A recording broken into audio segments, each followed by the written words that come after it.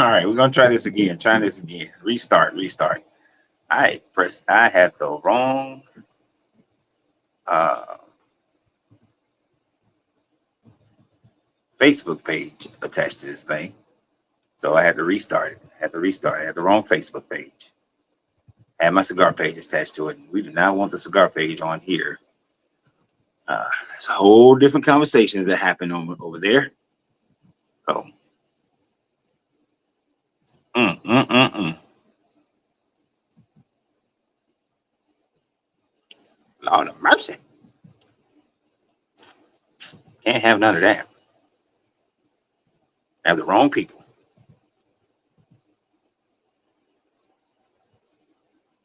All right. So, like I said earlier, I have to use these. You guys, Facebook and YouTube is now uh, on my phone for right now. I got to do 25 minutes of a live.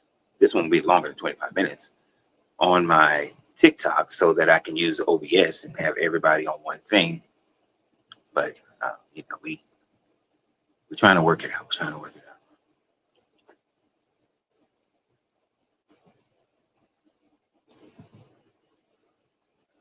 I've never used TikTok Studios on my phone. I mean, on the laptop, desktop. So I don't know what the hell I'm doing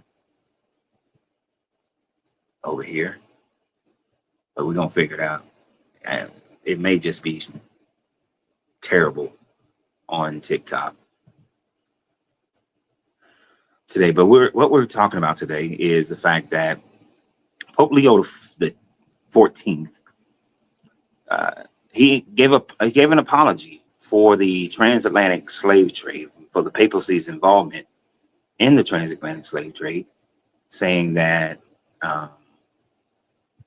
it was just a terrible thing, and he wants a pardon for it. He wants the African people that was colonized, the African people that was transported across the Atlantic and through the Mediterranean. He wants a pardon, and I'll be damned. We're not giving out any pardons. See, when you pardon someone, that means you let them just go free. They don't have to pay you back nothing. They don't have to fix nothing. They don't have to make amends. They don't have to repent, which goes against their teachings, right? And that just doesn't work. Because for almost every other group, when they went through something not even as bad, they received reparations. And there are some groups like the Jews who suffered through the Holocaust, and their descendants are still receiving payments today.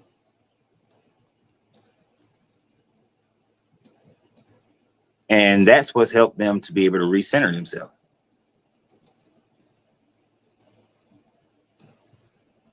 But we never did.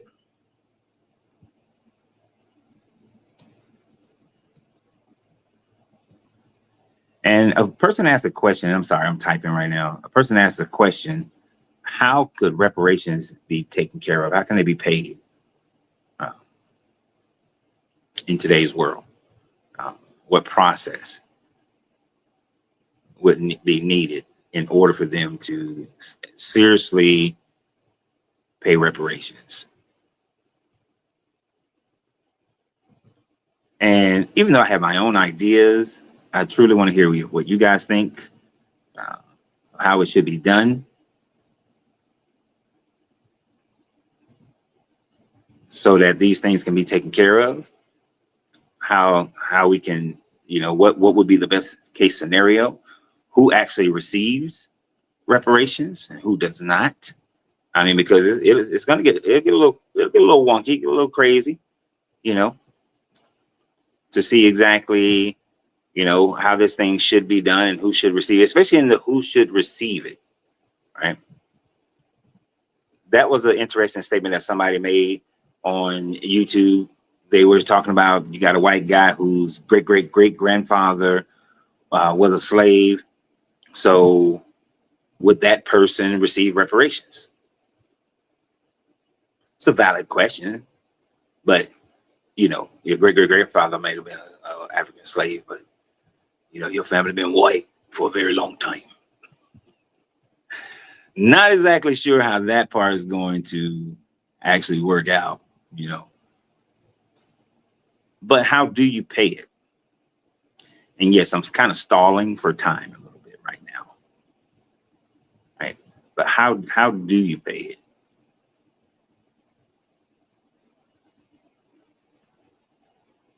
That's what we want to know. How do you pay it? Do you set up obviously you set up a fund. That's the obvious first part. And after you set up that fund, who do you determine, you know, what is the fund for? Is it for entrepreneurship? Is it for college education? Um,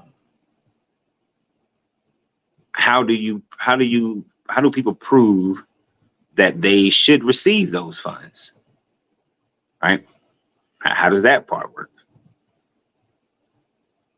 You know, so there's a lot to go into the thought process of how it should be done.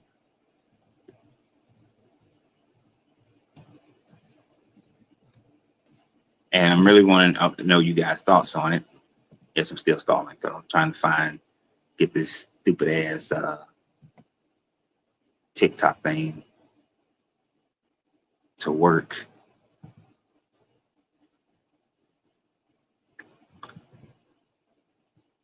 The issue of overall restoration is far ahead of repair. The colonial stronghold must be willing for the transition. That is going to be one of the most difficult things. How do you convince the colonial countries? So how does the African countries get their reparations? How do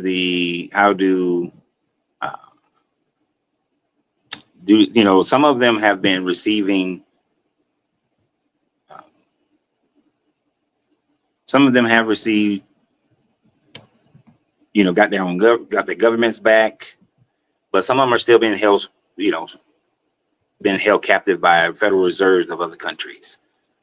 Some of them are still under the leadership of some of these other countries. So how do they get? All these governments they can't just leave. They've done damage. They need to fix some shit.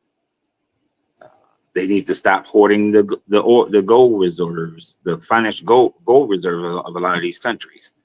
So how are they going to? They have to make those types of transitions. Are they gonna, you know, is some trade? Are they making payments? You know, France still holds the gold reserve for many of its former colonies in Africa. So they got to give up them gold reserves. They can't keep holding on to those gold reserves. They don't belong to them. And holding a country's gold reserves, you're basically holding that country hostage by holding on to their gold reserves. You're dictating the economics of that country, what they can borrow, I don't think I'm able to get this on TikTok to act right the way I want it to.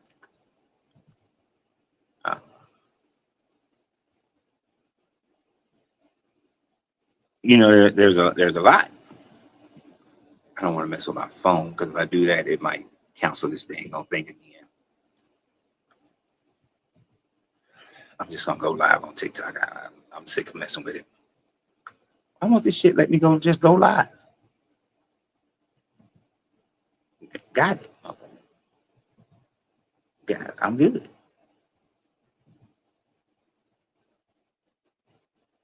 To be on different topic than selected a matching topic. You know, TikTok is sometimes it's almost like it's not worth it. It's almost like it's not worth it sometimes. All I want to do is just go live 3 times on TikTok so that I can push it over to my OBS and have everybody on one thing, and it's just acting like a damn fool over here. It's just getting on my everlasting nerves.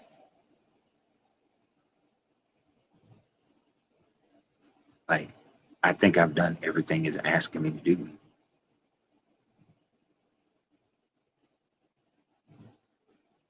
Okay. Is that all I had to do? This thing is stupid. Now I gotta retype this bullshit. On facts of repairing the notion of any that anything black could receive a false assumption. Black does not belong to a family of. I have no idea what you're talking about. Wait a minute. Far ahead, the colonial stronghold must be willing to make the transitions of repairing the notions of anything black could receive a false assumption. Black does not belong to a family of.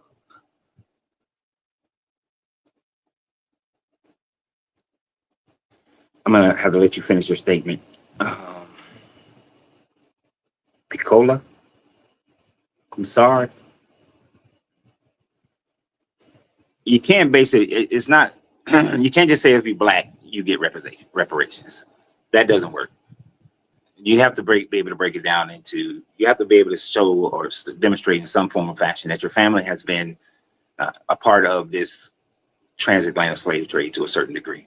Like, for instance, I can find and most people should be able to find records of their family members in America who were held under some type of slavery or have been here enough generations, and they don't show that they came over on some type of boat. I mean, they some type of boat to Ellis Island or anything like that.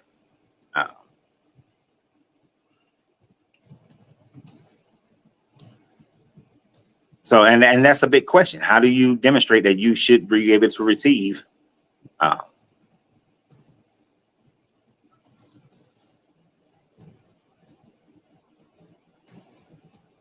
You should be able to receive some money or whatever access to whatever program is put there.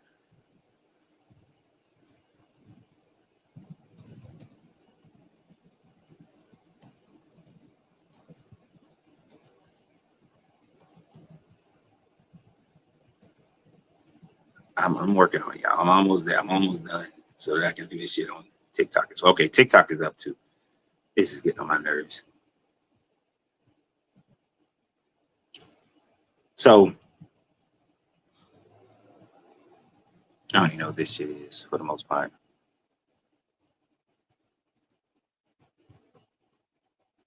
So anyway, my man, I saw somebody said something up here. How you doing, boss lady? We definitely deserve more than 40 acres and a mule. Not only it was on bad faith, that was first offered. Secondly, because slaves made the country, it was. This is true. And the equivalency of you're not going to be able to do an equivalency of 40 acres and a mule to make it fit today's world. That's not going to work because that, of course, will be in the trillions of dollars and would bankrupt any country that tried to do that. I'm Jamaican. Me and my daughter, whose mom is Jamaican American, don't deserve reparation from the U.S. government. No, not the U.S. government, but from Jamaica, from England. And specifically to this question, from the Catholic Church itself. You see, it would have to be a combined effort. It can't be an effort of just the Catholic Church in itself. It will have to be a combined effort from multiple sources. And that way, you know that one country wouldn't be alone in this adventure.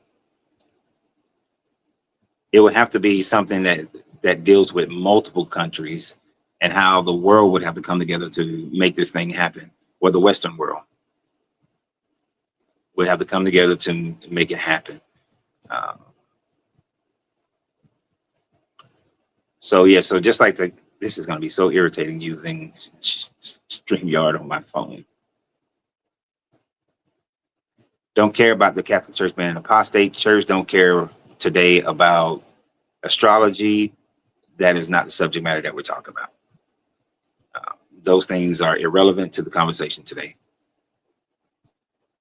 Yeah, a black person being Catholic makes absolutely no sense whatsoever. Just like a black person being Mormon makes absolutely no sense. So we're going to stick to this conversation today. We're not going to go off into 11 different other conversations, because the conversation is, how would the Catholic Church be the initiator? It will have to be the initiator to convince the rest of the European world, the Western world, to be able to make reparations. Yes, boss lady, we're talking about Pope Leo apologizing for slavery. We ain't talking about nothing else. If you come on here and you want to, get on a soapbox about something else, you will be quickly kicked off, and your comments will be ignored, because that's not the topic. That's not the topic. Because many people you hear the Pope talk, and then you hear people start making their little conversations and everything about, and I'm gonna tell you right now, if certain people you spam this page today, I'm gonna block you. If all you're gonna say is the same little bullshit over and over again, you'll get blocked from my page. My patience has worn thin on some of this bullshit. All right.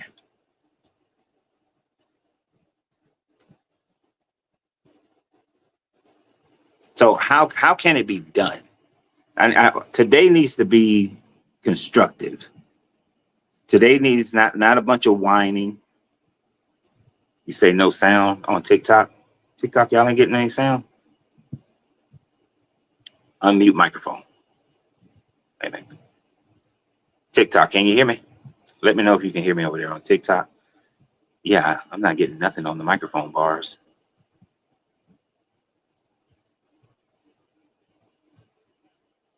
I dare you.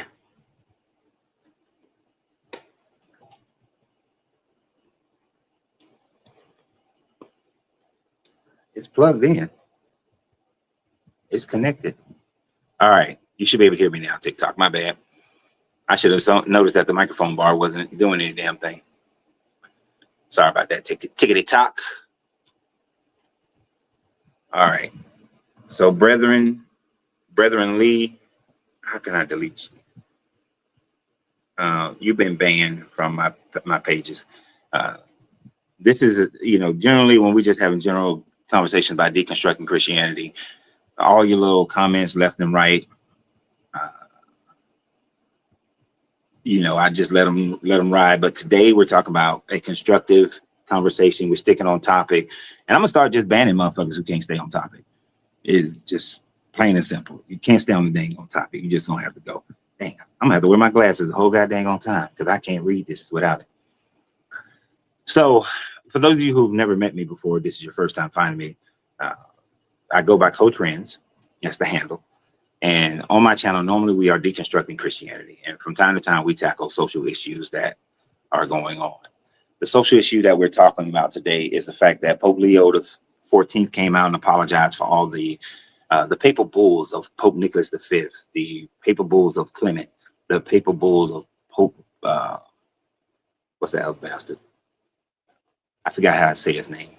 Celentius or some shit like that. These papal bulls that authorized Portugal, Spain, and then later on the rest of the European world to go and colonize and enslave the people of Africa, to force them into Christianity, to put them into perpetual slavery. These things were done based on a papal bull. Now, was it being done in their cultures beforehand? Yes. Was there papal bull saying that, hey, you can't enslave fellow Christians if you find them already Christians, like they was doing in the Canary Islands, because those who had already converted over to Christianity, that was the first problem. But then the Dum Diversa came out, and it was like, let's go enslave all the African people. That post that they started, and this started in like 1442. So this is long before Columbus sailed to the Americas. It was added to the Americas, was added to it, where the same type of thing was happening in the Americas. You find people who were not Christian. They were not of your tribe. And so they went and enslaved those people as well, put them in perpetual slavery. This policy that was initiated by the Pope allowed for the transatlantic slave trade and the colonization of Africa. And that's what we're talking about today. I know there are other instances where people were wronged, like the Inquisitions. Well, I will find someone who is Spanish, who is French, who is Italian, and want to talk about the Inquisition. We ain't talking about the Inquisition today. But what we do know is that people who suffered during like the Holocaust, people who suffered during the internment camps in America during World War II, that those families receive reparations. That the Jewish organization in Germany, I forgot the name of it, it's a long kind of name, they are still receiving reparations. As a matter of fact, they have a new amount. They're getting an additional $105 million that will be spent over the next year and a half. So these people are still getting reparations for the devastation that was caused to their families and to their culture. Yet the people of Africa and the people in the diaspora from Africa never received any reparations from any of the colonizing countries that did this at the behest of the Catholic Church. So since Pope Leo came out and he said that he is asking for a pardon for this stain on the Christian mindset, what we're saying today is that you do not get a pardon. On the video that I posted yesterday, I expressed how a pardon means that you don't have to make any repentance. There's no repentance with a pardon. You see, when you do a pardon, then that means that you just get to walk away. Your crime is absolved. You can't be charged for it anymore. Now, so you don't get a pardon because what your papal bulls did was initiate a whole system that caused all these people for generations to suffer, to be enslaved. It caused them to have to, and I don't know how to get the damn thing up on TikTok, but if somebody on TikTok know how to get the people who want to come up on the show, let me know, because I don't know what the hell I'm doing on this version of, I usually do TikTok on my phone. So I don't even see how you can request to join in. But a pardon absolves you from it. Now, Christians believe in repentance, right? So in order to repent for something that you've done, that means you got to take care of that person's issues until they can take care of themselves. The example that I used on the video yesterday was the fact that if a Christian came and burned my house down, them coming back to me and saying, I'm sorry, asking me for a pardon, means that I'm still sitting here with a house that was burned down. I still don't have a house. I still don't have clothes. I still don't have shelter. I don't have the food. I don't have the necessities of life. And you expect me to just say, oh, you sorry? Okay, that's good. No, that's what a pardon does. So when he said, pardon this stain on the Christian memory, no, we're not pardoning. We're not giving you a pardon. No, what you need to repent. You need to atone, as they say in Christianity. And atoning happens when you say, okay, I burned down your house. You can have my house until I can get your house built. Right? I put food in the refrigerator. The lights are on. The water's running. There's clothes that fit you in there. There's a car in the garage since yours burnt down. So you can still get to work and do what you need to do. Here's my house, or I got another house and you can use this out. And then in the meantime, I'm gonna build you a house to replace what I took from you. See, that's repentance. That's atonement. That's reparations. And that's not what he's offering. Catholic Church has more land than any other private organization in the world. The Catholic Church got more gold in their churches than some countries have in their reserves. They rich. They got the money. They have the money. They have the resources. They got the infrastructure to initiate, because they can't do it by themselves. I'll give them that. They have to initiate, right? A process by which the other colonizing countries that followed their lead can make reparations to all the countries that they colonized, to make reparation to the people that were enslaved in foreign lands. So how can this be accomplished? I don't want this. This is not a bitch session.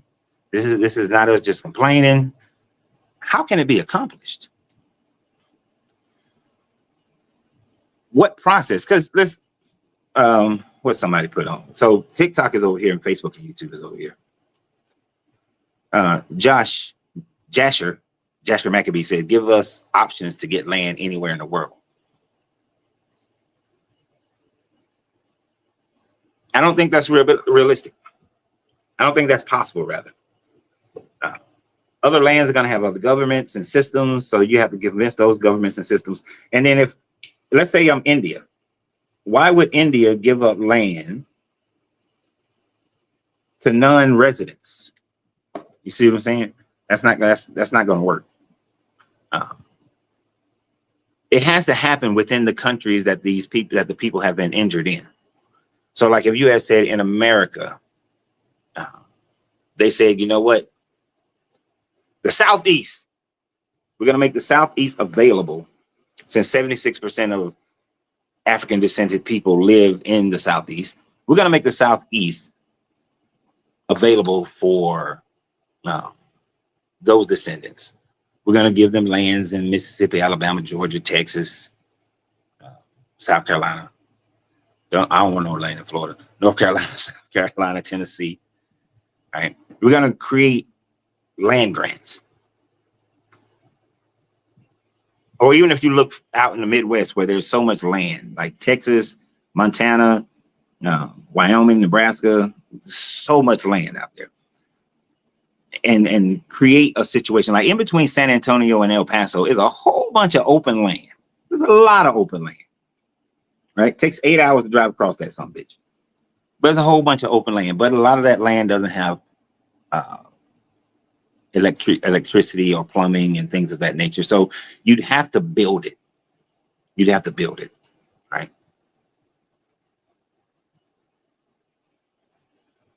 And the question is, can that be done in some of these other countries? Some countries can't do that. It's not feasible. They don't have the land to do it. You go to places like Germany, France, Spain, they don't necessarily have the land to be able to create land grants big enough. So there has to be multiple solutions. And let's be real, not everybody's going to move. People generally live and die within 100 miles of where they were born, right? That's how they generally do it. That's how most people are. So you can tell people that I can give you some free land over here and over there, but most people aren't. They're not going anywhere. Direct cash payments plus 0 interest housing loans and free education covers all bases. Now that's something that I can get down with.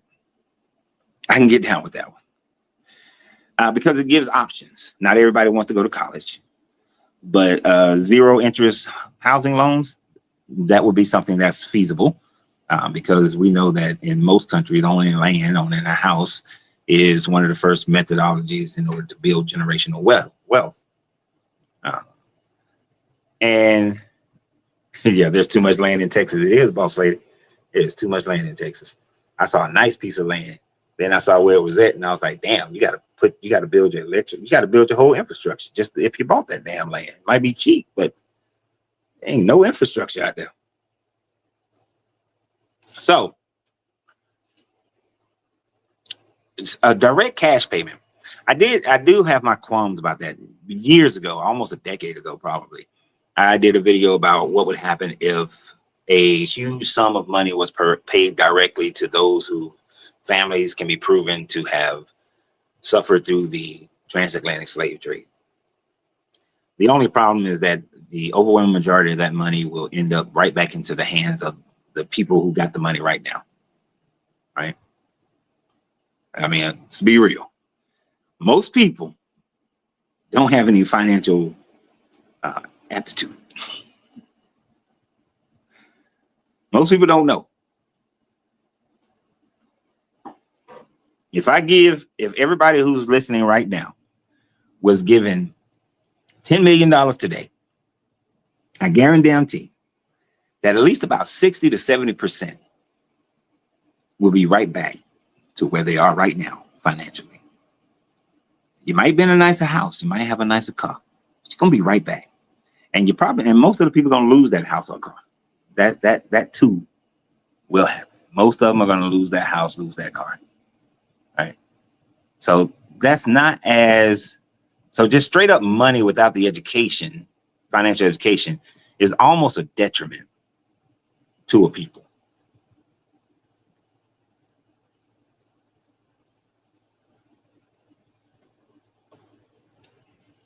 But now I just don't want to hear my thoughts on this subject matter. I want to hear you guys' thoughts as well.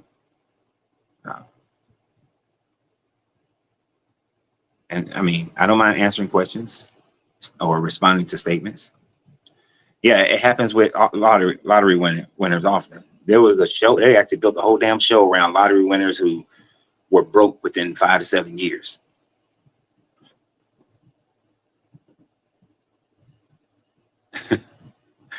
I say let it be their cross to bear. If they F up their money, it's their problems. It is, and I am hard-coded to think that way. If they mess up their money, they need to give Texas back to Mexico. That's not going to happen. Look, we're not going to be, let me rephrase it. I'm not the type of person to go back and say, this country deserved to have this land back or that land back or whatsoever, because you're going to keep going with that one. Because you don't give the land to Mexico. You got to give it back to the Mayans and the Aztecs, because Mexico don't belong to the Mexicans. Not the Mexicans, not the ones who are on it right now. If you came and you won and you conquered fair and square, then you conquered fair and square. I'm going to just leave it right there. It's not the best thing. It's a terrible thing. No one should be fighting over land. But, that's a hard one to swallow right there. We're not going to kick out, because then you got to say, well, kick all the people of African descent out of America. Kick all the Europeans out of America, because this land belonged to the indigenous people of America. We know that's not going to happen. That's just not even a plausible thought process, right? So I don't even waste my time on that type of, could this or that be, let's do this or let's do that, because people are going to be claiming it. You have the same issue you got in Israel right now. You got two groups claiming ancestral homes. So giving land back to somebody is not going to work. You got to make it work for today, in today's time. Right. So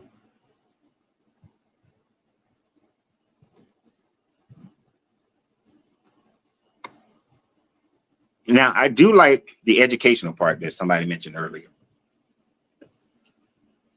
I think the descendants of the transatlantic slave trade, if you started it, let's say you started it in 2028, give time to rev it up.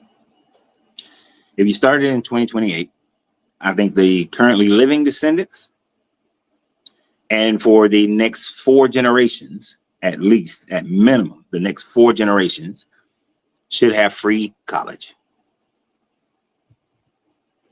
They should have free college. You should be able to go and not just college, trade schools, certificate schools, because not everybody wants to go to a 4-year, 6-year, 8-year college program. There should be, if you want to go and become a mechanic or HVAC, and don't sleep on the HVAC and welding. I know a young lady who didn't want to date a man because he was a welder. And instead, she went and dated this other dude who had 2 degrees. And that welder makes way more money than the 2-degree dude. So don't sleep on the trades. But having a educational program for the next 4 or 5 generations that allows for any type of education that is certified, then I think that would be a good start. Right? That'd be a good start.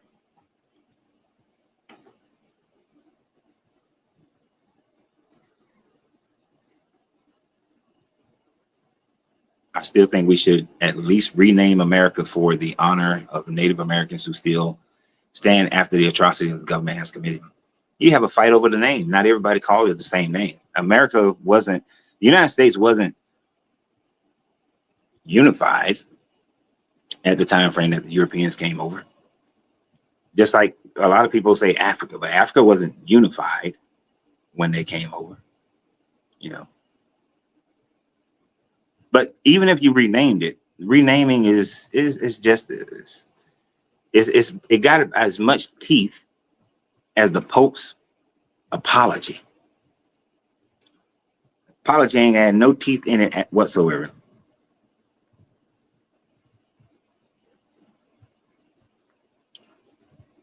So I'm really curious. How do we change it? What do we do? I think the education part is the first and foremost part. Provide free education for at least the next 4 or 5 generations. So that, you know, what is that? 4 or 5 generations, 100 and some odd years, about 120 years, something like that. Because if a kid growing up in poverty, or growing up middle class or lower middle class, even upper middle class, rich, but they know that they'll be able to go to college for free. Tuition, room and board, room and board, and a stipend. Be able to go to college, be able to go to a trade school. And not only are you taking black people in America, people who claim black in America, and the majority of them will be part of this process. You're only talking about a 12% of the population in the United States, but that 12% of that population would be able to contribute a hell of a lot more to the growth and dynamics of the United States than what's being contributed today. Right?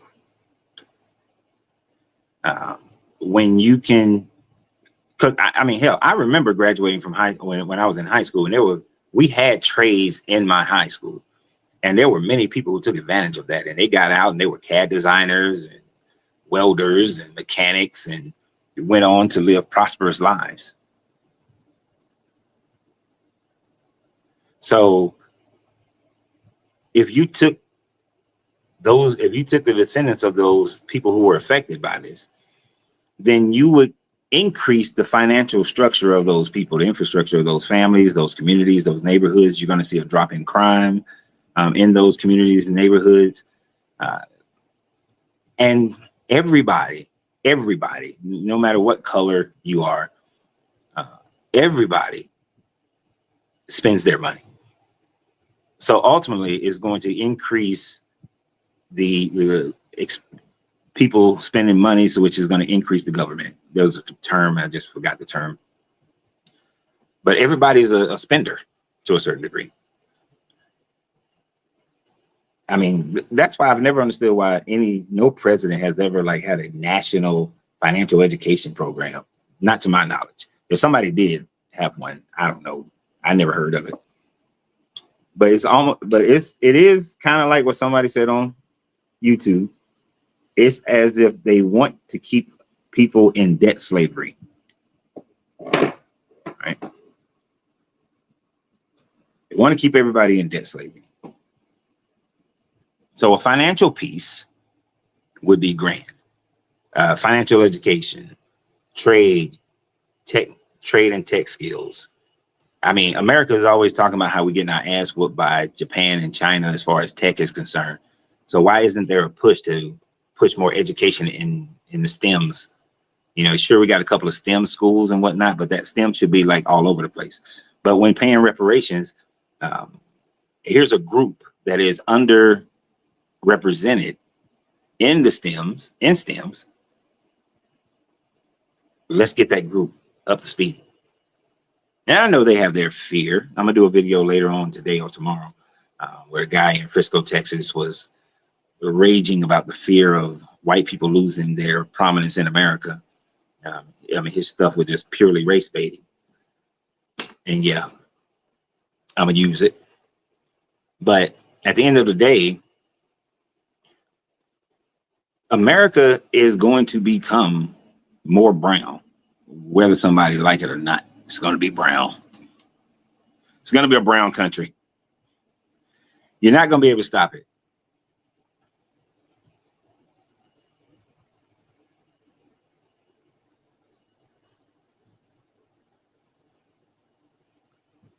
You're not going to be able to stop it at all.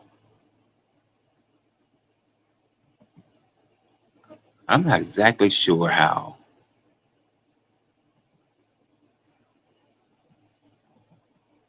Oh,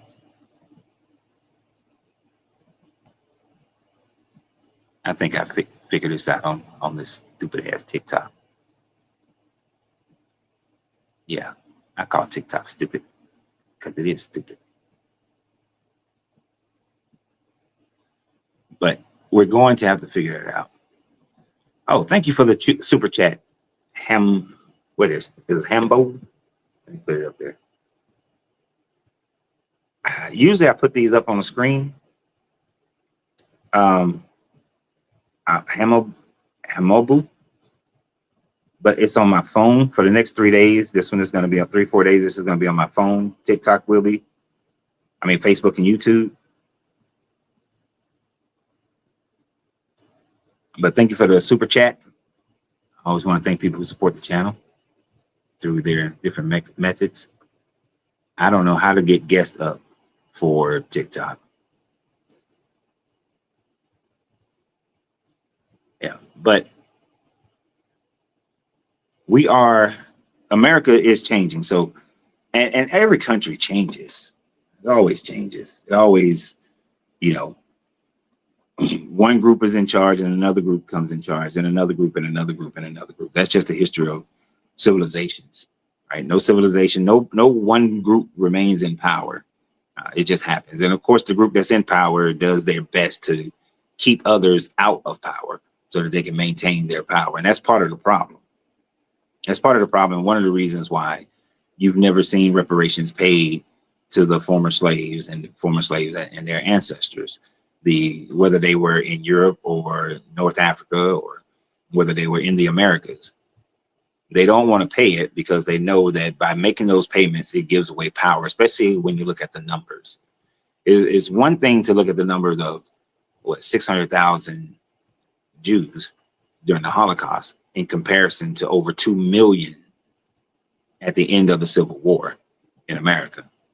If the United States had literally given out that 40 acres and a mule that was promised by a general, it wasn't promised by Congress, president, or anybody like that. It was promised by a general.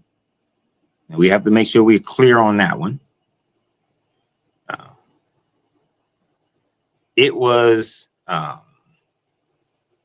So it wasn't something that they actually had to do because the general made that promise.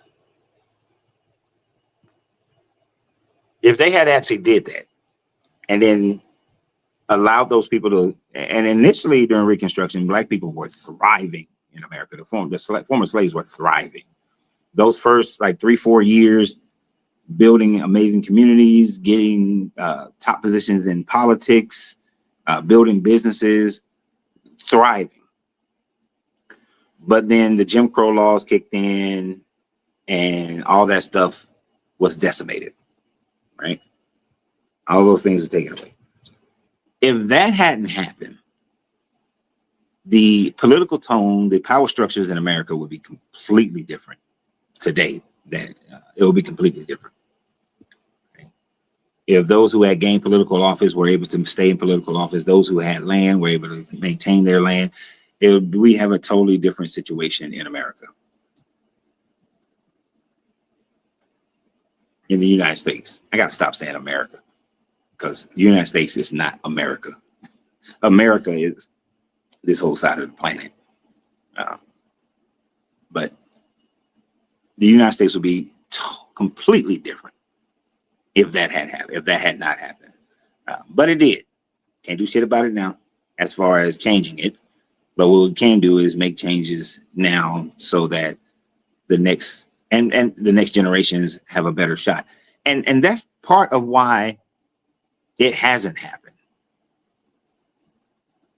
That's part of why it has yet to happen, is because those with enough understanding of geopolitics, of macroeconomics, they recognize that you were to actually pay reparations, how that would change the politics and the power structure around the world. That's why they're trying to hold these African nations back right now.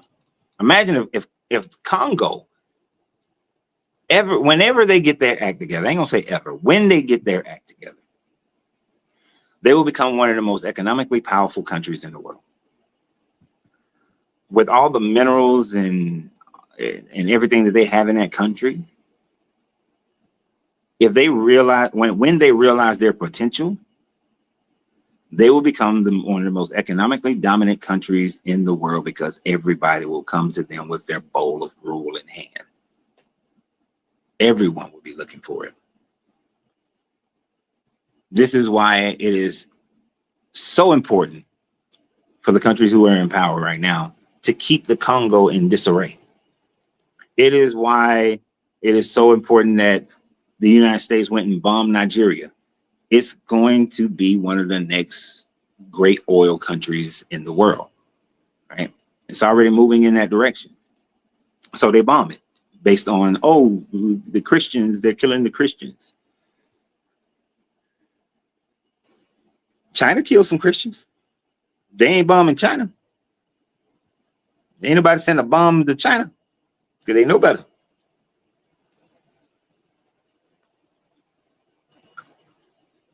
But since the Catholic Church made this apology, how can we, what do they need to do next? What do they need to do? They got the finances, they got the infrastructure, they got the leverage. They have enough leverage.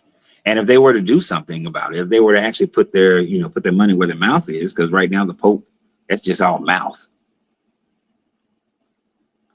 then how are they gonna do it? He can initiate a process. Like Haiti deserves to get all their money back that they had to pay to the countries after they freed themselves from slavery. The Haiti is, yes, it's the first and only country to be created out of a successful slave revolt, but it's also the only time there was a huge regime change and those people had to pay reparations to the country that they just defeated. Make that make sense.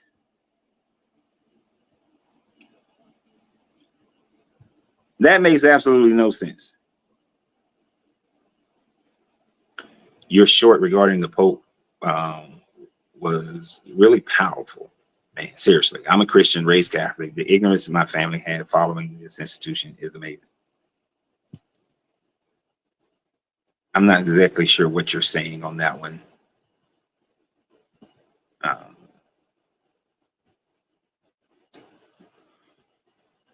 The Pope making his apology was not powerful at all.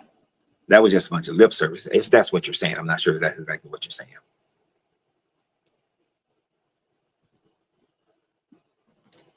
But at the end of the day, his words may have made people feel some kind of way. But as I used to say when I was a Marine, oh, you showing my short, oh, the video I made about this situation. Gotcha.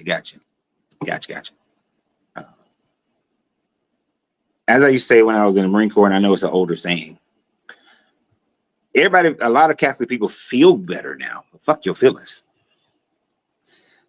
But I get what my man was saying.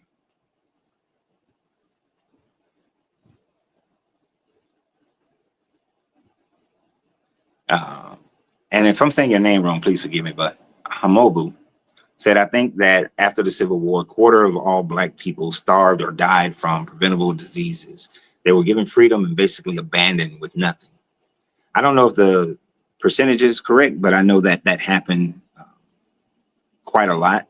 I actually heard, my grandfather tell stories about that. from that he had learned from his grandfather, how they were denied medical treatments. And we can see the history of the denial of medical treatment within America to Black people. We can see eugenics becoming more and more prevalent in the medical industry. So yeah, a lot of people did. And then, the sharecropping wound up being a big ass false flag operation on Black people, thinking that they were going to be able to, work their way through some sweat equity to be able to gain some land and prominence. It was very few of them actually were able to achieve that. And so, yeah, you're right, pretty much abandoned. And then the Jim Crow laws just made everything even worse. I'm a Christian, but between your channel and other people, I'm starting to be critical of the Bible and Christianity, starting to think it used to be a tool to make poor people feel hopeful. That is one of the tools of the Bible, is to make poor people feel hopeful, so that the government and the other people in charge, nobles and people like that, clergy, can maintain that control over them. And this whole thing of slavery is one of those. The slavery that's in the Bible is one of the things that allow for that kind of thing to happen. So they got to turn the churches into affordable housing. That's tear them down, build some houses. That would help. And I can see that. There are so many, like I live here in San Antonio, Texas. There's so many goddamn Catholic churches around here. And I look at some of those churches and their opulence, and I'm like, you could tear that down. You could just use the gold and shit that you got in there, tear that down. And then for the people who suffered under this process of slavery, you can make what somebody suggested earlier, these little affordable housing with interest-free loans. You ain't got to. I'm not asking. It's not a free. When it comes to the housing, no free. No, I'm not looking for a free handout. Zero interest, affordable loans. To cover the cost of construction. Basically, that's all you're doing, is covering the cost of construction. But zero interest and zero taxes. Zero taxes. So that these people can, so that you can give them that beginning thing of owning a house.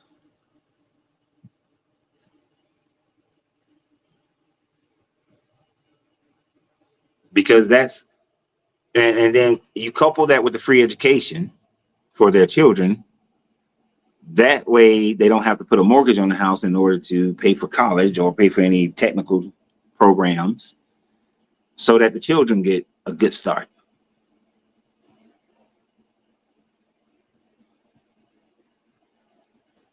All right.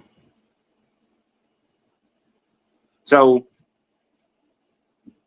there's not a lot of people will say that paying reparations is impossible.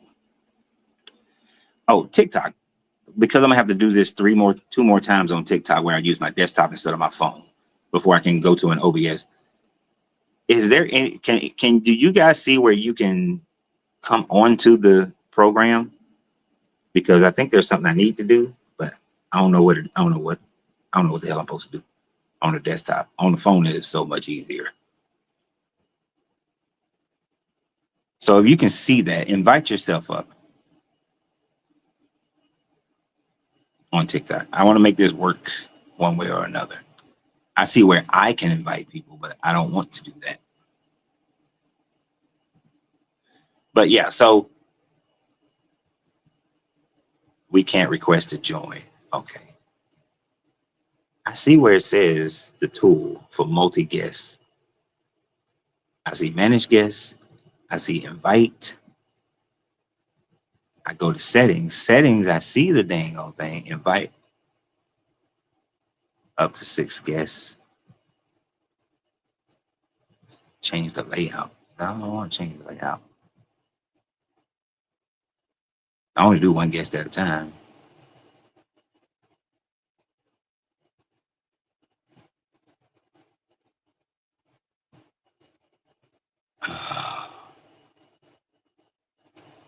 I'm sorry TikTok is so janky today. I know for those who follow my TikTok, you can usually get on here pretty easily, but today is different because I'm using the desktop.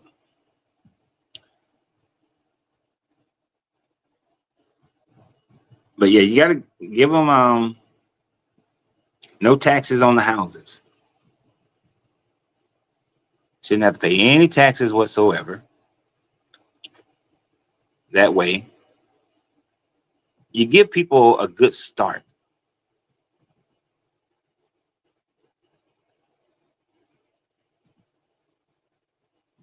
Give people a good start, a good opportunity. And what's crazy is that I know that there are people who are afraid of the power dynamic changing, but the current process that this world is going at now, we're this is one of the reasons why regimes don't last, why empires fail, why countries in 100 years from now will have a completely different name, because you're not doing what's necessary to allow for uh, equity within the countries. This is why I know if I became president of the United States, I'm gonna get it won't be no false flag shootings. They're gonna shoot my ass, and it won't come from the people. It will come straight from those who are in power, because they're gonna be like, nah, this dude trying to make things equal for people, trying to make like Christopher just said, a level playing field. If anybody on TikTok know how to bring the multi-guest thing up, let me know. I'm clicking on multi-guest, but it doesn't say where it adds. It's in the tools. I see the tools. I see co-host, and I see multi-guest. I click on multi-guest. It shows me a grid, but it doesn't allow it to come up. It's not up there for some strange reason. Because once again, a TikTok sucks. I know a lot of people like this damn thing, but I don't. But it's one of those things you just kind of have to deal with. And I just clicked something and I don't even know what I clicked.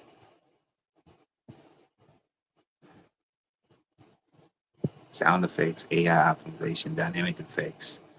These are just effects to the video. This has nothing to do with this over here.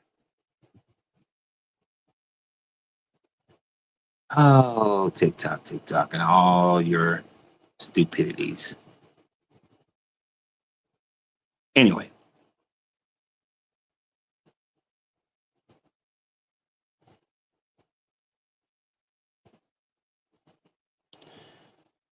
What do you think of all the mystical stories online? I don't know. Unless you can prove it, it doesn't matter.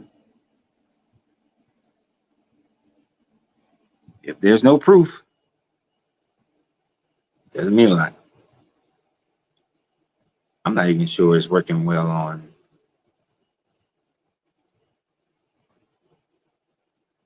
This is going to be a rough today, tomorrow, and the next day, or the next 3 lives, because I got to do it a different way than I'm used to doing it. Just so that I can get everybody on OBS.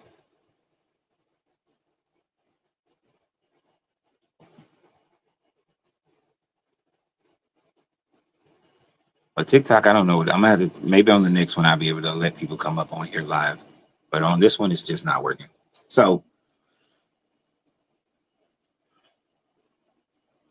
what would you accept as proof? As far as someone's mystical story? Well, relative to what the mystical story is, you have to be able to show that it happened. You have to be able to demonstrate it. So now I don't know exactly what you mean by mystical stories. Now, if you're talking about when, for instance, I did a video a couple of days ago where a girl was talking about she healed people and saw their bones get reset in place, and blind people seeing and crippled people walking. That's easy documentation.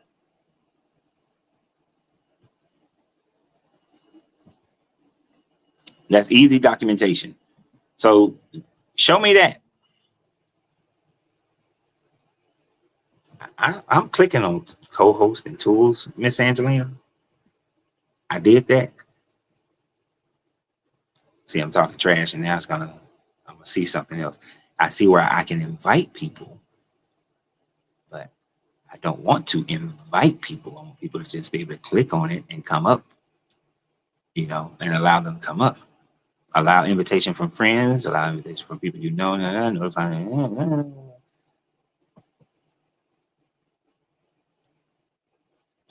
I see where I can ask people to come up.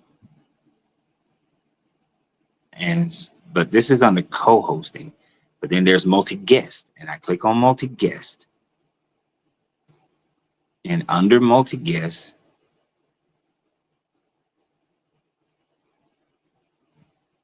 okay, so FMA today says on TikTok, my pastor's wife was blind in the dark.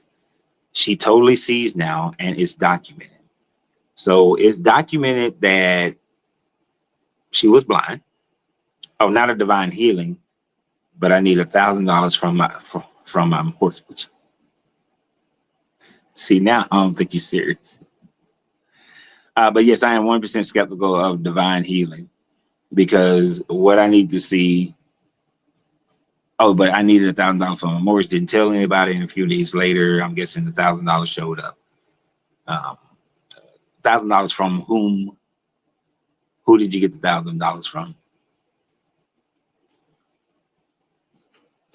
You see, things just got to be documented. Like, I've had checks that came in the mail, but then when I investigate the check came from because they overpaid my taxes or they overpaid my mortgage. I mean, not my mortgage, my interest. Yes, Miss Angelina. It says choose the viewer, but that's inviting someone. That's me inviting someone. Normally, people click it because they want to come up. I don't just want to arbitrarily invite people up. Miss Lady, thank you for your help, of course. But that's me inviting people. I don't want to invite people. I want them to request it. That way I know they want to be here. Didn't tell anyone a few days. My sister out of nowhere gave me 10 $100 bills in my hand. I just did that. Did not tell her anything. I hadn't spoken with her in some times. That's definitely supernatural. I prayed to God and got results. Nah, I'm not gonna, because then I would have to have a conversation with your sister. People recognize and notice things. There have been times where I just arbitrarily sent money to my children. I know their finances to a certain degree. So I knew that sending this amount of money to one or two of them was going to be a great benefit to whatever was going on in their lives, even though I didn't know the details of their life at the time frame. But I just knew that it would be beneficial to them. And there were other times I just felt like I just wanted to give some money to my kids or some friends or somebody. That's not supernatural. That's just me feeling like I want to help out my family. So your sister sending you $1,000 when you needed $1,000 without you telling her that you needed $1,000, that your brain sends out alpha waves, and people that you are connected to oftentimes can pick up on that. We call that empathy or sympathy nowadays, or empathy for the most part. So you and your sister having some type of empathic connection does not demonstrate a God, right? That don't demonstrate a God. And then, okay, I'm out. You have to have a conversation with my sister. Wow. Yeah. We're supposed to just take it because of your perspective of the situation. It's like, oh, well, hey, no, that's not how evidence works. Evidence don't work that way.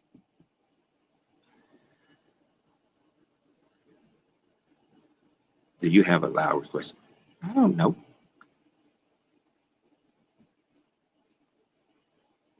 That's not how evidence works. You have to have blind faith, and no, because that same faith that you have, somebody who has blind faith in Brahma has the same story that you have. Somebody who has blind faith in Allah has the same story that you have. Your blind faith in any of these deities has zero meaning whatsoever, because people in different religions have the same blind faith. And I've met people, talked to people, heard the stories of that blind faith that they have in their deity, and they prayed for this or prayed for that. And guess what? They got what they wanted. This man who had this Indian man who worked at the CVS next to my popcorn shop in Marietta, Georgia, he had blind faith and belief that his wife and children were going to get that visa when they had been denied previously. And he prayed, and it was like some special time for one of the goddesses, and then they got the visa. So that story is about as good as your story. So then you should, if you accept blind faith works, and that's what happened to you based on your belief in your God, then this Indian dude, you should believe in his God and the blind faith that he had in his God to do and to do what he had prayed for, and it happened. So would you, FMA, accept what that dude experienced and say that his God is real? I mean, how much sense does that make? It makes about as much sense as the Pope saying, please pardon us for our transgressions. So no. And then you get mad and run because somebody says, nah, man, this needs to be investigated some more. This needs to be evaluated some more. I'm not just going to take your, oh, I needed $1,000 and I ain't tell nobody. But then my sister, a family member, just gave me $1,000. And all I did was pray to God. And my sister gave me, man, the things that y'all accept as proof of your deity never ceases to amaze me. Never ceases to amaze me. That, oh, this God did this because I have a personal testimony. But yet, not one person has ever went into a hospital, had doctors and cameras and all this stuff around them. Not one Christian, let me rephrase that. Not one Christian has went into a hospital and just healed a whole psych ward or healed a whole cancer ward, healed everybody that comes into the emergency room, just laying hands on them and shabba-dabba doing over them. Not one person, not when that hasn't happened once, showed up at an accident and people got their phones out and they recorded it. And then they lay hands on the person who's bleeding out and the wound just sews itself up. And the person gets up and walks away fully revitalized. Hasn't happened yet. Show me that. Show me that. That's why FMA ran. That's why he had to get out of here. Because he knows that bullshit doesn't stand up to any critical thinking whatsoever. None whatsoever. And what's funny is that, and I know now I'm going off subject matter because I can't get people on here, so we can't continue the conversation, and I hate repeating myself. But what happened to when 2 or 3 are gathered in my name, and have no doubt that I am present with them, and whatever they ask for, it shall be done. When they ask the mountain to move, the mountain shall be moved. If that power was real, and I'm gonna keep it on subject, watch this. Then they act like a pastor. Watch this, watch this, watch this, watch this, watch this. If that power was real, then all those slaves who were now finding themselves free, and then when Reconstruction started, when they gathered into their church houses, and there was a like mind of wanting freedom, like mind of wanting that 40 acres and a mule, like mind of wanting to participate in the experiment of America, and they prayed to Jesus, and they had no doubt Jesus would have been present with them. And they prayed for freedom. They prayed for equality. They prayed for opportunity. They prayed to keep their land. Yet, the land was taken. Equality still escapes us. Many of them died. Whole communities flooded out. Whole communities burned out. And even in the 1940s and 50s, whole communities destroyed by the national highway system. They was all of like mind. They all believed in Jesus. Yet the promise of the Bible did not take effect. It wasn't there. It didn't happen. They lost everything. I grew up in Marietta, Georgia, about 45 minutes from Lake Lanier, suburbs of Atlanta. A whole community was flooded out.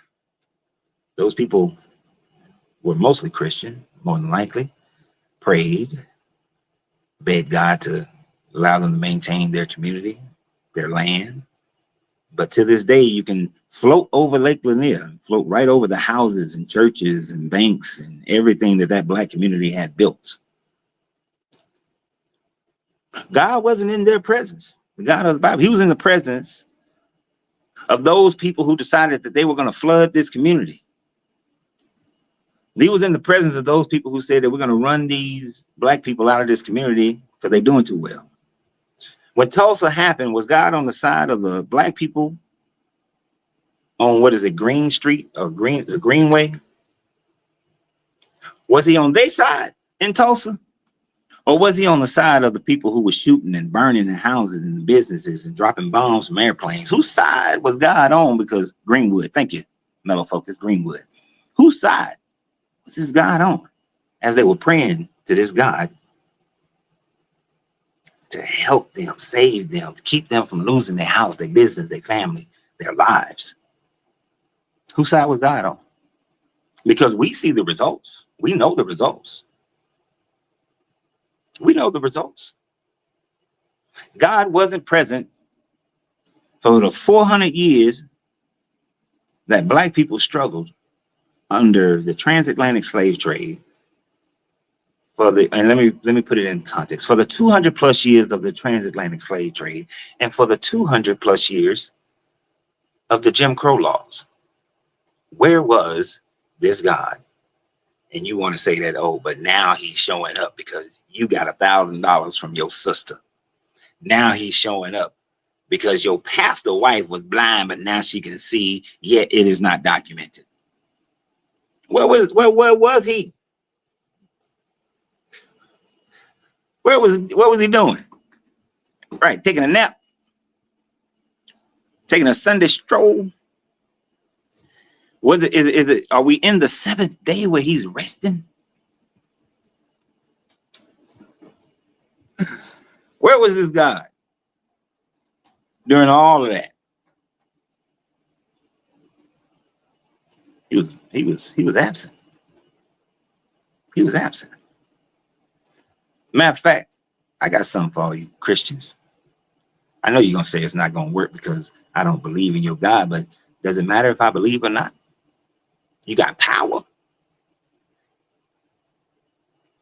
But the generation that I got in my lower back, fix it.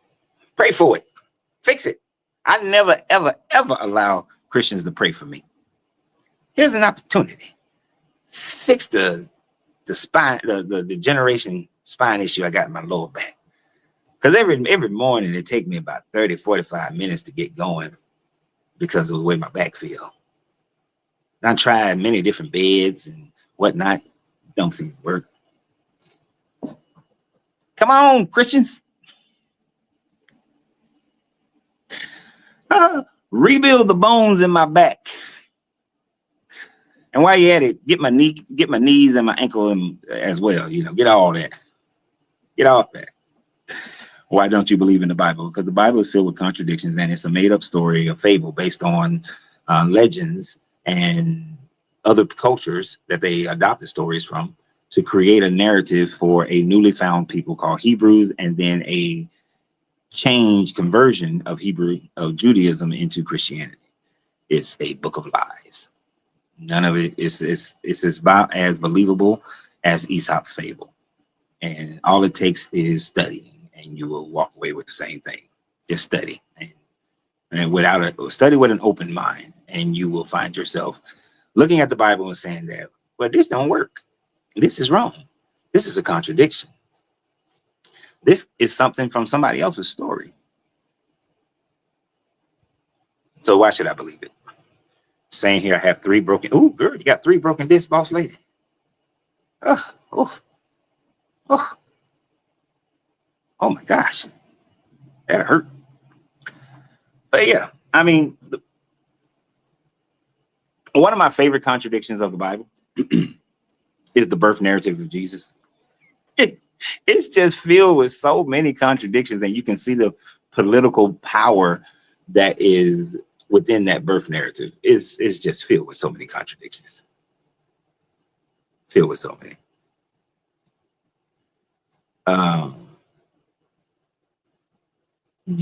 Jung said, how do Christians explain the fact that some atheists are rich and they who believe in Jesus, etc., are poor and broke?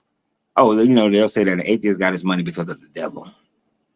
And the devil gave it to him.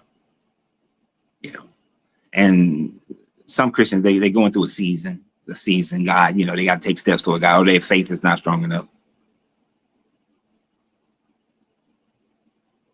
What contradictions? And before the Bible, the letters were in single scrolls. So one easy contradiction is, where did Jesus go after he was born? Did he go to Egypt, or did he go straight to Galilee? Luke says that they went to Jerusalem after the 40 days for Mary's purification, and then they went to Galilee, back home. Matthew says that they went to Egypt after they left Bethlehem. Matthew puts them always being in Bethlehem, while Luke has them journeying to Bethlehem. Matthew makes them have to go and make a new home in Galilee when Galilee was already their home, according to Luke. Jesus was born during the reign of Herod the Great in Matthew, but he was born after the reign of Herod Archelaus in Luke, which is at minimum a 10-year gap in time. I could go on because the birth narratives are just that bad. The contradictions in them.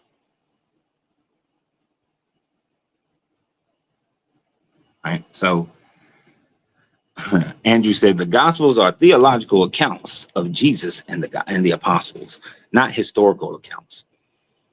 Even if they were theological accounts, the theology still has to match up. Jesus says that that not one tittle of the law shall be taken, that you are to follow what the Pharisees teaches because they sit on the throne of Moses. Just do not do what they do. Jesus says that the law will be here until heaven and earth passes away. Revelations says that in chapter 12, that those who will be found in the book of life are the ones who have kept the commandments and the testimony of Jesus.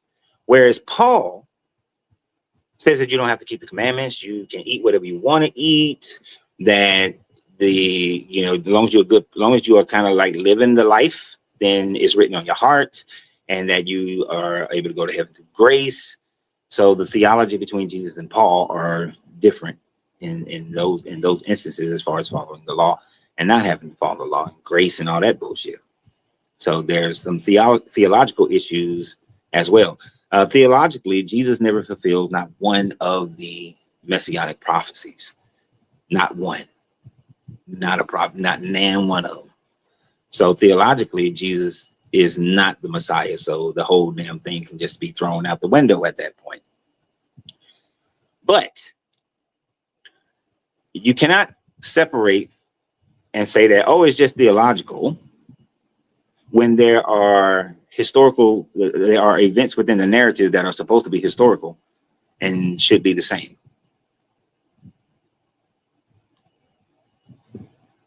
So no. So the Bible is just a hot mess. It's just a hot mess. Nah, it's not. contradictions. It's not misunderstandings. The one of the, and you're a Hebrew Israelite, that explains a lot. But words mean words. What the words mean is what the words mean.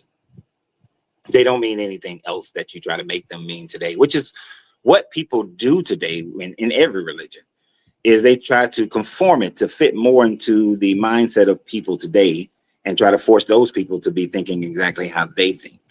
But no, no, it don't work. And you say that you're a Hebrew Israelite, that you're an Israelite, prove it. Prove it. Do you have the proof of your family's lineage that goes back to the Levant? Because if you just say that, oh, I mean, anybody can say, hell, I can say I'm Chinese. I'm Chinese. I'm a descendant of Mao Zedong or whoever. But unless I can demonstrate that at least my DNA go back to China, I just say anything. You say whatever you want to say. And Paul does do away with the law. A biblical archaeologist will tell you that Paul does away with the law.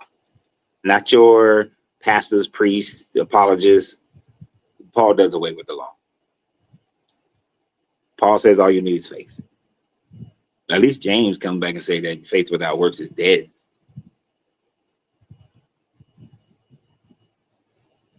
But yeah, the whole thing is just a hot mess.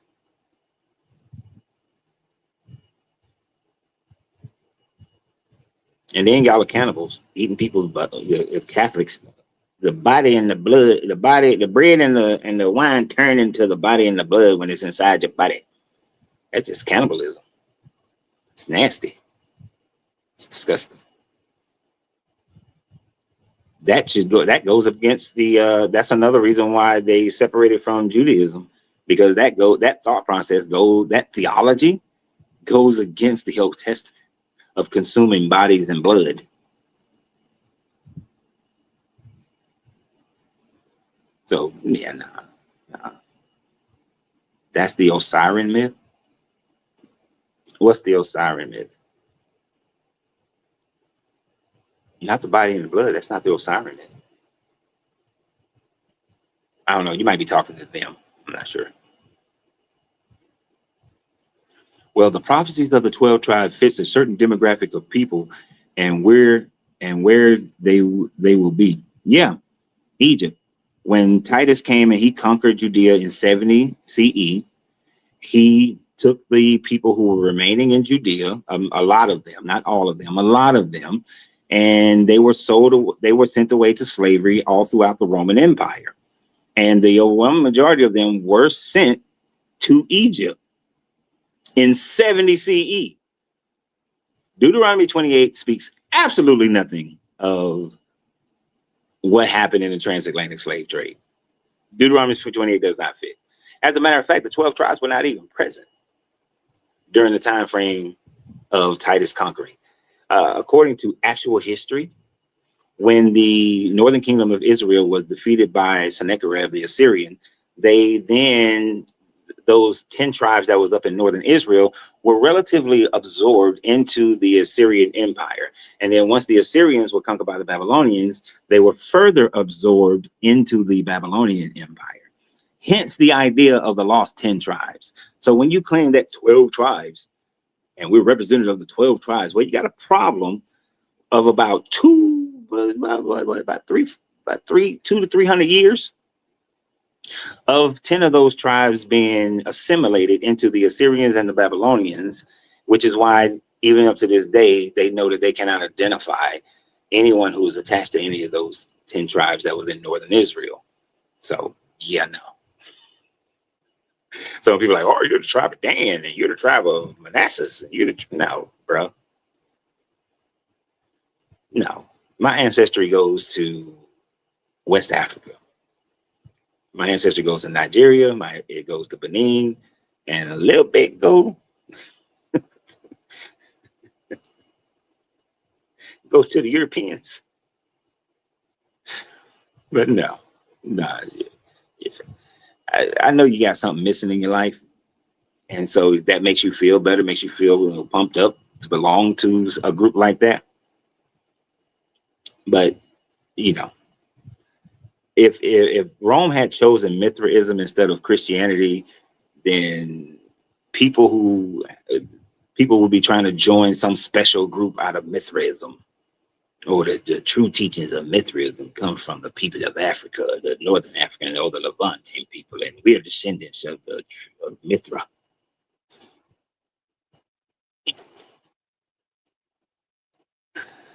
Uh, he said, if Paul and James contradict, why would the Catholic Church agree to have it in their canon? So this is something that many people today can't understand, and that is, it's kind of like a time dilation of power. You see, when the Bible was being canonized from around 365 to 389, through a couple of different councils, the power was only in the church. The literacy rate was incredibly low. Only the people in the priesthood, and even most of the priests couldn't read the whole Bible. They had parts of the Bible, but they, in their mind, just like how people today think United States will always be here. It's going to be forever, forever, forever. Everybody always thinks that their way of life is going to be forever. So they knew that they were putting things in the books that contradicted one another.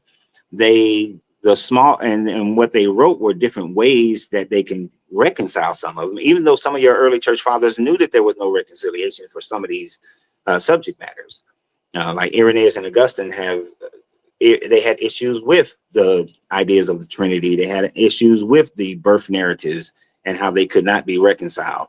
But when the power of the translations or interpretations of it is only with a few people, then those few people can allow it to be in the book because they don't think the people in general will ever have access to it. Which is why when the people got access to it, they tried to destroy the people. Right? They had their inquisitions, they claimed heresies, they did witch trials, they did everything they could to stop the people from reading and interpreting the Bible itself. They tried to kill King James. I think they killed Tinsdale. They put some chunked up charges on Gutenberg. They did everything they could to stop people from giving the Bible to the people because they knew that when the people read it, they will say, wait, man, I know you've been telling us from that pulpit this, but when I read this thing and think about it, it's that. But this is why people like Spinoza was ostracized from his community, because he read it for himself, educated himself on it, and dissected it himself. So yeah, you put it in the book, because once I've told you and I got your allegiance, I can lie to you. It's called David Koresh. It's called Jim Jones. It's called whatever that dude at Falls Gate. It's called Joseph Smith.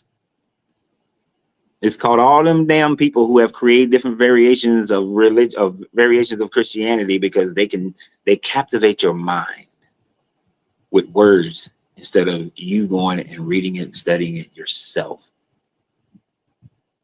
Now, notice he picked up on James and Paul contradiction, but says nothing about that damn birth narrative. Nothing about that birth narrative. Oh, because it's their book. Imagine if you published a book and other people are trying to interpret. So it's the Catholics' book. All the Gospels are the books of the Catholics. Are you serious? Because do you not realize that in first century and second century and third century and fourth century, there were many different variations of Christianity? That the only reason that today's Catholic Church is the one that won out is because they had the backing of the Roman government and the Roman military. If if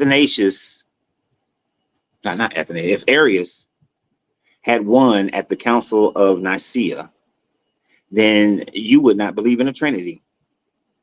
You will believe that Jesus was a created being after the creation, special, but a created being that was subservient to the God.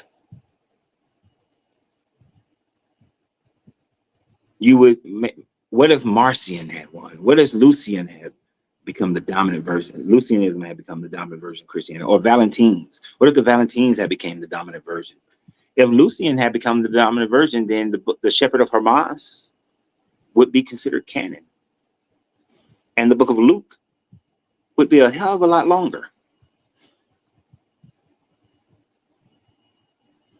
See? And yeah, the 238 bishops ruled Arius was false. Yeah, majority of rules. And one of them slapped the shit out of him. I think it was Jerome who slapped the shit out, supposedly slapped the shit out of Arius. And then Jesus came and visited Jerome when he was in his cell, and everybody forgave him. And they said, yes, Jerome was right. Arius, you's a lying ass liar.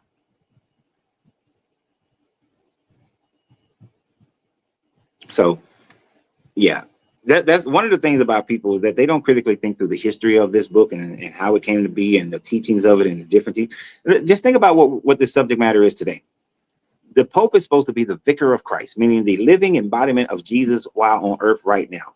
So he is supposed to be Jesus. Now, there are more popes that supported slavery than popes who did not support it. You don't get the first pope to not support slavery until 1888. And that is well after the overwhelming majority of countries in the Western purview have gotten rid of slavery, have outlawed it, thought it was morally bankrupt to own slaves. The first pope to say something different, 1888. Now they're supposed to be the vicar of Christ. So when Pope Nicholas V wrote Dom Diversa, saying that it is your Christian duty to go and enslave that African booty, he was speaking with Christ inside of him. How is it that these popes can be wrong? If it's their book, if it's not supposed to be up to anybody else's interpretation except for the people who actually owns this book, which is the Catholic Church, how can they ever be wrong? Why is there a pope apologizing? Why did Pope John Paul change the whole deal on Mary? I think John Paul changed the whole deal on Mary Magdalene not being the prostitute. You see what I'm saying? Even within the same church, we can talk about different groups all day long, but even within the same damn church, they keep changing the narrative to fit. And here, listen, cute. White men, you do like the pastors. Watch this, watch this, watch this. They keep changing the narrative to fit the current culture. They change the narrative to fit the current culture every time. Every time.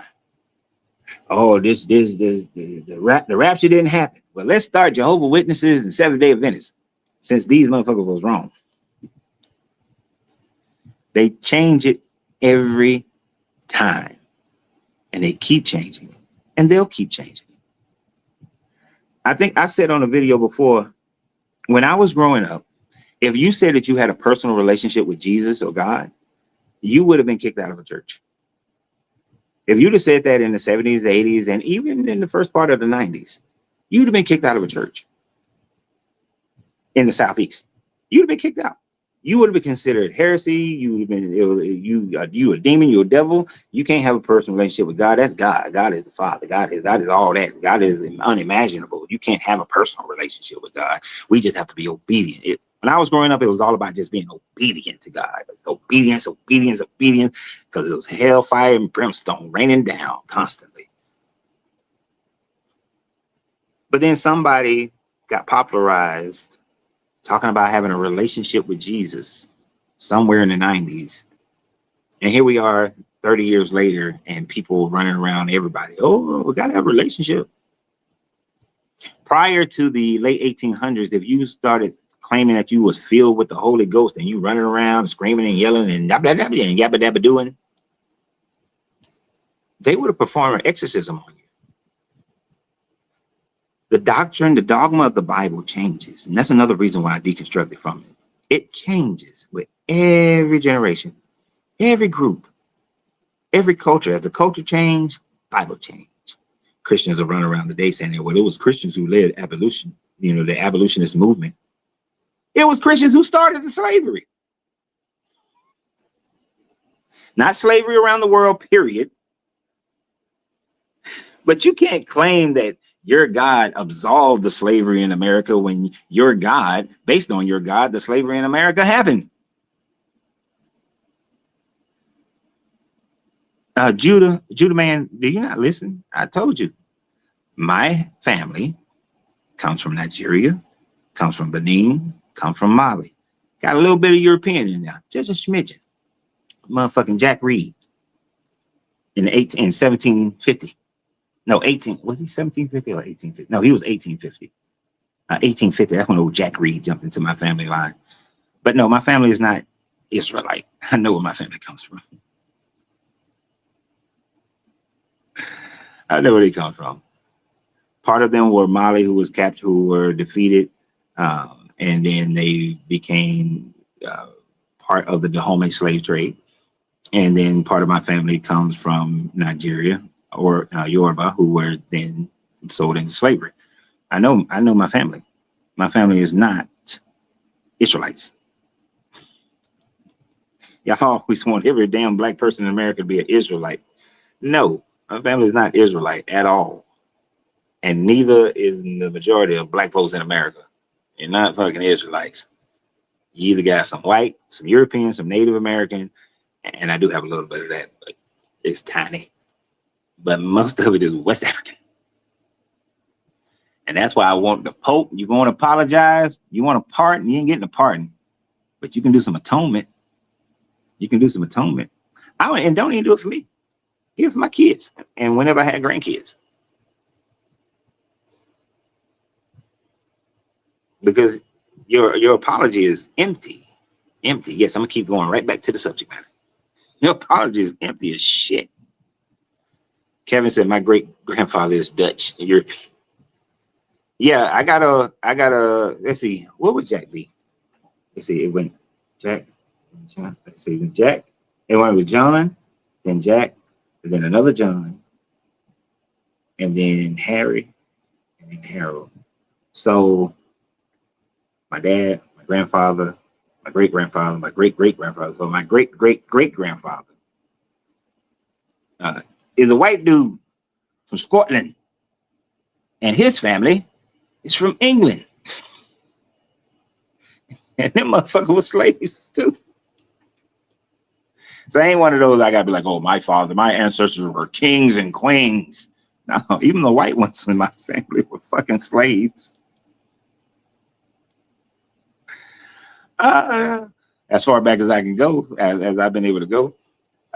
But it doesn't cause me any pain or issues. I don't feel like, oh, my poor family never, whatever the fuck. Whatever the hell, I don't care. Yeah. Because it's not to Jack Reed, he was mulatto, but then Jack Reed got with a black woman, and then they had a son named John, and John, he got with a black woman. And they had a son named Harry, and then Harry got with his other black woman, who was out of North Carolina, and I have tracked some of that family of his wife, and then my dad, he got with a black woman. So yeah, this here like 99% is rolling with African ancestry.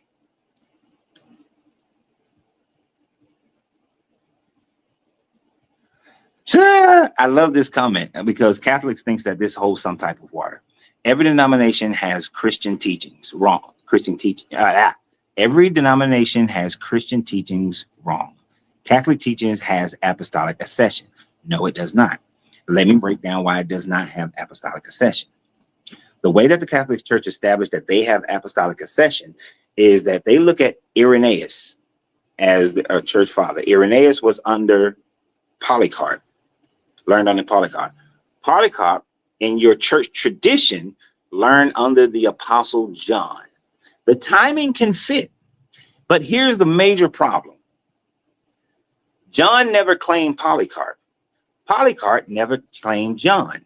It is Irenaeus who claims that Polycarp learned under John, so that Irenaeus would have the authority that goes through to John, who supposedly was with Jesus. Now, here's some more problems with it, though. So you got Irenaeus staking the claim, and then y'all just ran with it from there. John is never identified in the Bible. It's never identified in history. Let me put it that way. It's never identified in history. The four Gospels were unnamed until Justin Martyr called them the wisdom of the apostles. Then Papias called them something else that was similar. I had the name in my head and I just lost it. And then Irenaeus, back to that dude again, gave them the names in 181, around 180, 181, gave them the names Matthew, Mark, Luke, and John. Now, any reader of John can read John and know that John is not an eyewitness to any of the shit that's going on, especially since John was not written until at earliest 90 CE, but most likely around 110 to 120 CE, which would put it closer to the time of when of Polycarp and Irenaeus, but mostly Polycarp at that time frame. So we have nothing. There's no apostolic succession. There's no trail of authorship of, that you can actually legitimately say. That's all church tradition.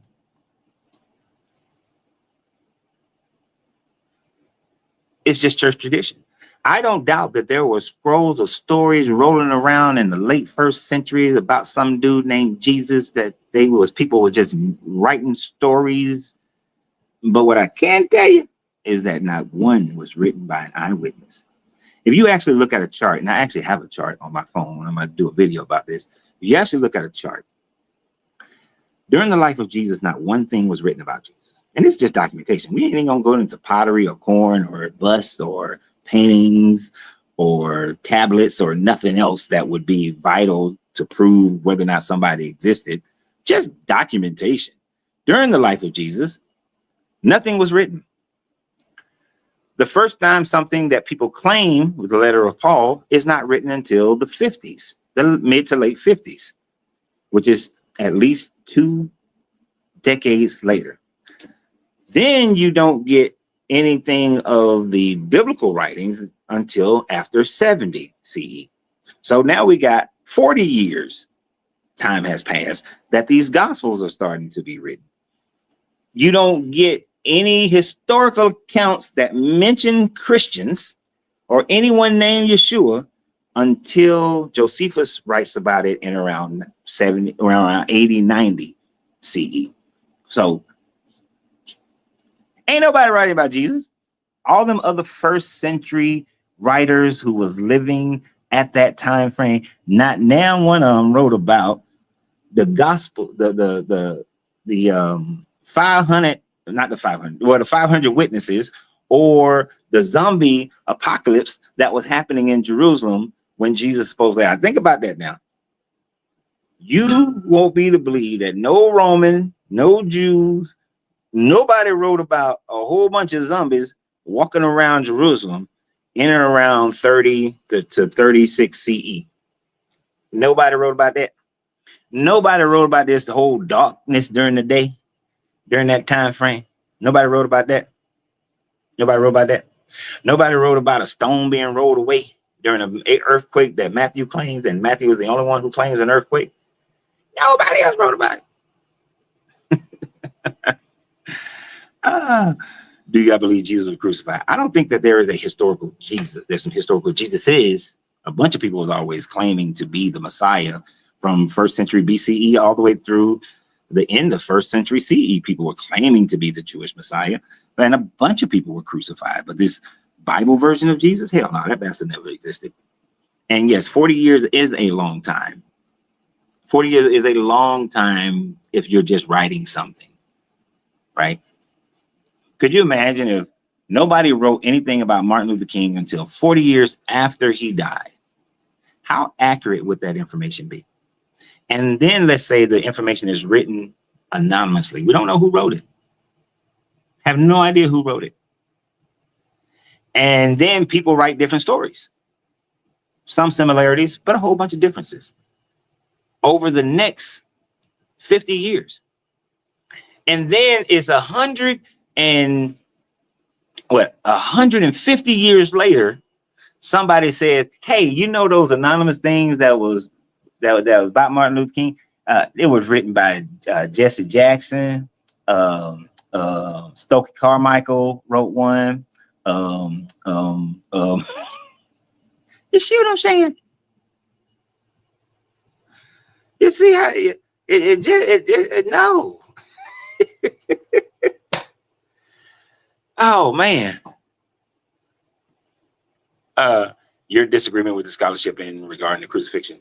The only scholarship that you probably have lended an ear to is the apologetic scholarship, but there is absolutely no secular scholar who says that the Jesus of the Bible story of crucifixion happened. And listen to how I'm saying that. The Jesus of the Bible story, crucifixion.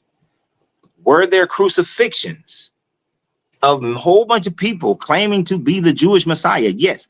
It was even so bad that was one of the reasons Pontius Pilate was called back by Emperor Trajan to say that he was being too damn cruel, especially after he had shut down this revolt, and he was cruel as shit to these people in this revolt.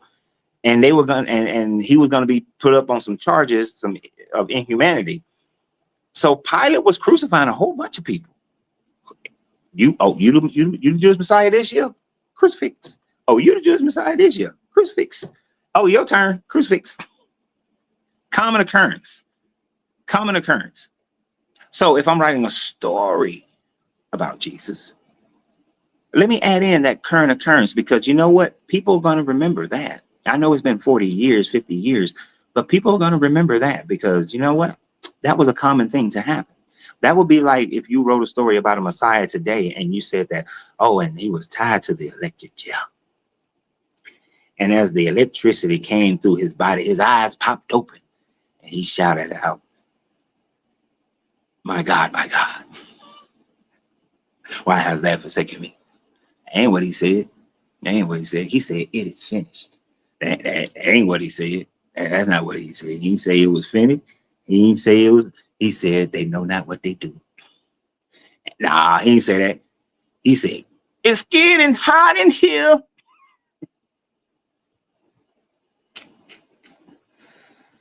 That's how the Bible, that's how your crucifixion story is written. And then it's like, oh, how many people showed up to the cave? Was the stone rolled away? Where were the angels? Were they were they inside? Were they outside? Were they sitting here or were they standing? Did he tell them to go to Galilee? Did he tell them to go to meet him in Jerusalem? Who showed up? Was it Peter? Was it a man who ran faster than Peter? Was it, was it just Mary Magdalene? Was it Mary Magdalene and Shalom? Was it Mary Magdalene, Salome, and the other Mary? Y'all can't get your stories right. Can't get your stories right. And see, the fact that Christians don't read this and see the issues is troublesome to the mind, because I recognize that they are only thinking based on what they've been taught and indoctrinated. And they're thinking more about what they hope for. You got a lot of hope for that heaven thing. And so when you got a lot of hope for something, then oftentimes you're blinded to see everything else that's going on around you.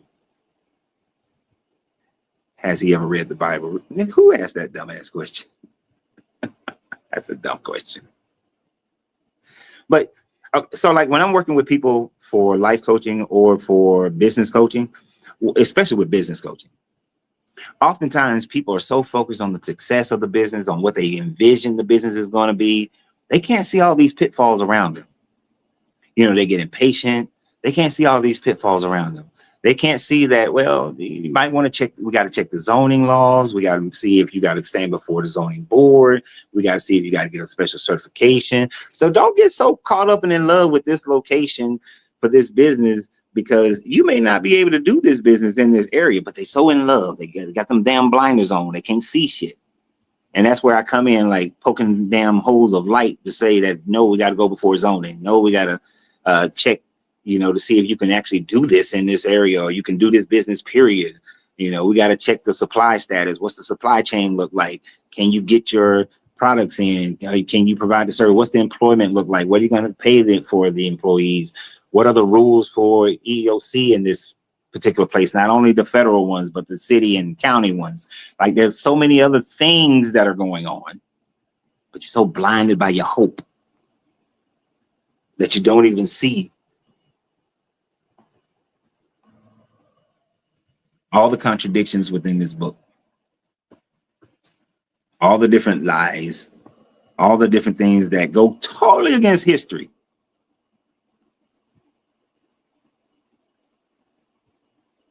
Glover, yes, I just answered you, but yes, I've read the Bible. I've read the Bible several times. And then after reading it, I've studied it more times than I've read it, if you can understand what that means. And if you don't, let me explain it to you. There's a lot of people who read the Bible and they read it and they already believe it and they're just confirming whatever they believed. And every time they come to something that makes them say, they either skip it or they find somebody who can reconcile it for them. Like they'll read Judges 19, or they'll read in Genesis about Lot having sex with his daughters.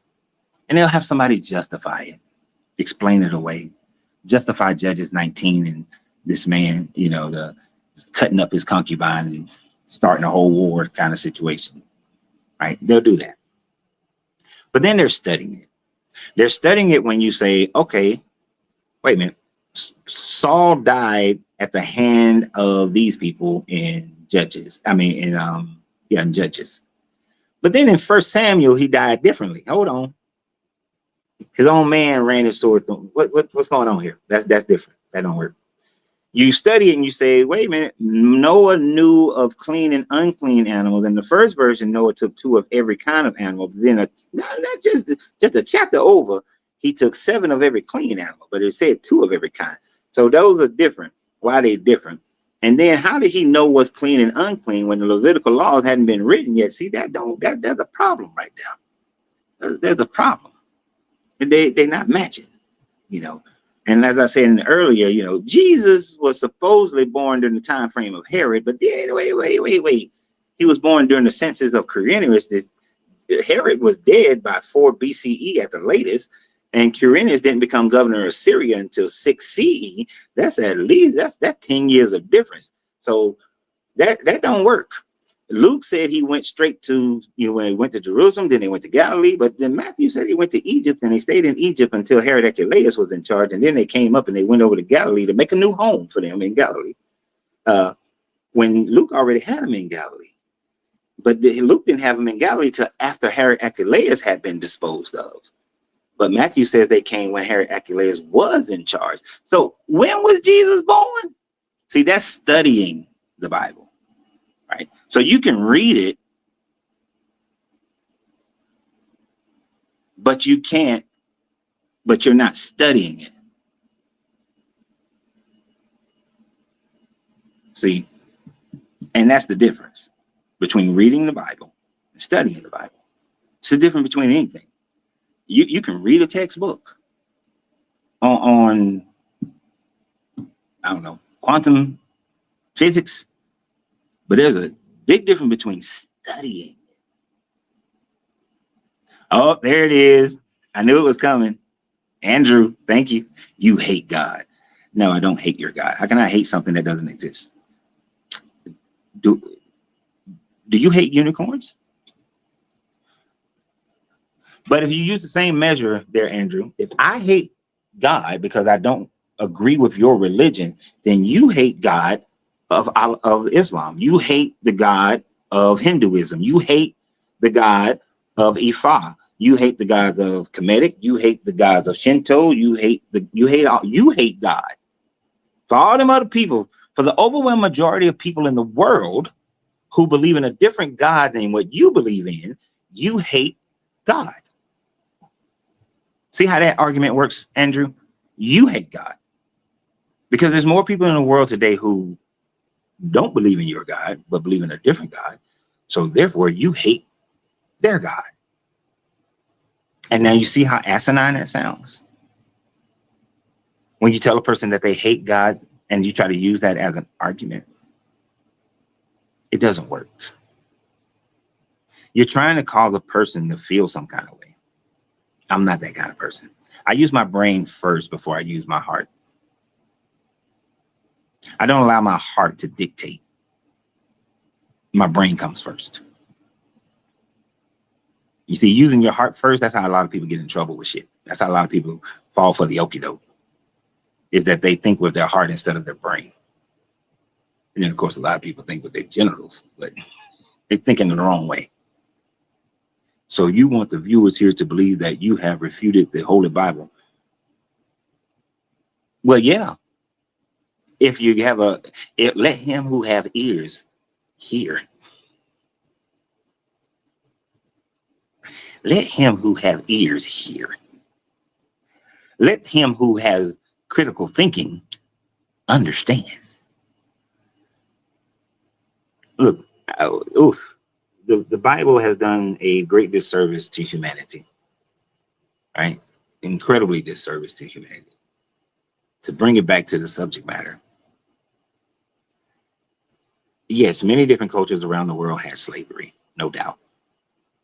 But when slavery is reinforced by the belief of your God, that you have a right to own people, because your God says in Leviticus 25, of the foreigners, you will buy your male and female slaves from the foreign nations around you and the foreigners who dwell upon you. And you will own them as property and pass them down to your sons as property. That has caused that one verse. Well, it's more than one verse. It's like Leviticus 25, 44 through 46. That one statement has caused more harm to more people around the world than God is a loving God. Paul's statement of women should keep silent in the churches and women shouldn't speak and ask her husbands at home, because was it not first Eve who was deceived and not Adam? That mentality has created more trauma for women than anything else. The Bible has created more trauma for women than anything else in the Bible.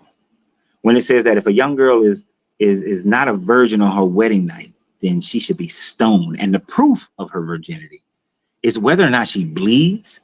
When only about 40% of women bleed the first time they have sex, that mentality, that a woman's promise is worthless. And if within 3 days her father or husband or whatever male is in charge of her comes and takes away her promise, that a woman's word ain't worth shit. That if two men are fighting and a woman jumps in and she clutches the balls of the man, then her hand is to be cut off. Come on, man. Kill all the men, kill all the women who've known a man, kill the baby boys, keep the young girls who've not known a man as your wife. Oh, Rupert, Leviticus, you can't say Leviticus 25 doesn't mention slaves. The word used there is servant. The word used for servant is in the earlier parts of Leviticus 25 when it's only referring for Hebrew slave, Hebrew servant to Hebrew servant, who usually is in some type of debt situation. In Leviticus 44 through 46 is slave. The word is slave. You always want to separate it, but you're always trying to make it one thing, but it's two things. Leviticus 25 first talks about Hebrew indentured servitude. Leviticus in 44, it talks about slavery of non-Hebrews. Now, there is an opening, a window that you can make Hebrews into slaves. If someone is an indentured servant and the master gives them a wife and they have children, then the wife and the kids are not to go free. But if the man says, I love my master and I love my wife and kids and I want to stay with my wife and kids, my master, and then they would put an all through his ear at the church on a post, and then he becomes a slave forever. But even in that, look how women are done. In the year of Jubilee, the women, children, don't go free, just the man. See how that works? And Rupert, you're stupid. I'm just going to say it plainly. You're just dumb. You're reading, what did he say? What did that dumbass say? You're probably reading the new translation. Depending upon what translation you're reading, you're going to be closer to what that words actually mean. If you're reading like the King James, then you're going to have a lot of translations of words that don't mean what they meant back then. If you're reading the New Revised Updated Standard editions, then you're going to be reading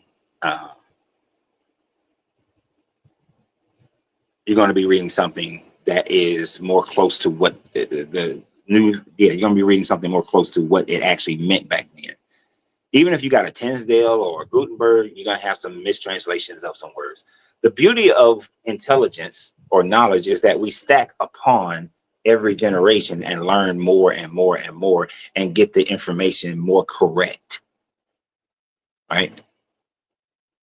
Amen. Your live is not eligible for recommendations and restricted to search results for the next 10 minutes. Because it doesn't comply with your feed, your eligibility. See why I don't like TikTok? Oh, but it's 5:25. My wife is probably already at home, so y'all know what that means. Look, for the next couple of lives, I got to do TikTok on my laptop and YouTube and Facebook through StreamYard on my phone. That's why it's kind of janky. I'm gonna try to figure out for the next live how TikTok people can come up as guests.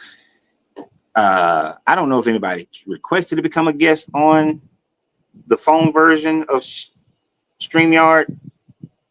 I put the thing out there, but I didn't see it tell me that somebody wanted to be a guest at any point in time. So I don't know. So today's live and the next two lives, I have to do it this way so that I can get my requirement for TikTok so that I can use OBS and have everybody on one live.